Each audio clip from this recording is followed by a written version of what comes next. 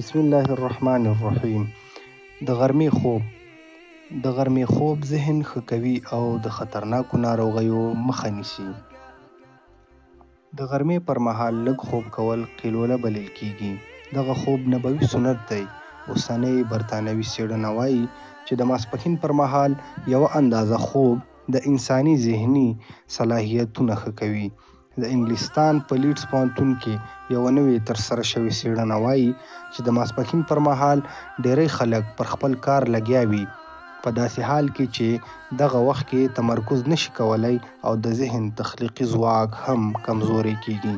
څېړنه زیاتوي چې دغه وخت کې خوب ډیر ګټور دی. د یاد پوهنتون څېړنه وایي چې د ماسپښین پر مهال 20 دقیقې خوب د ذهن تخلیقي صلاحیتونه پر مخ بیایي.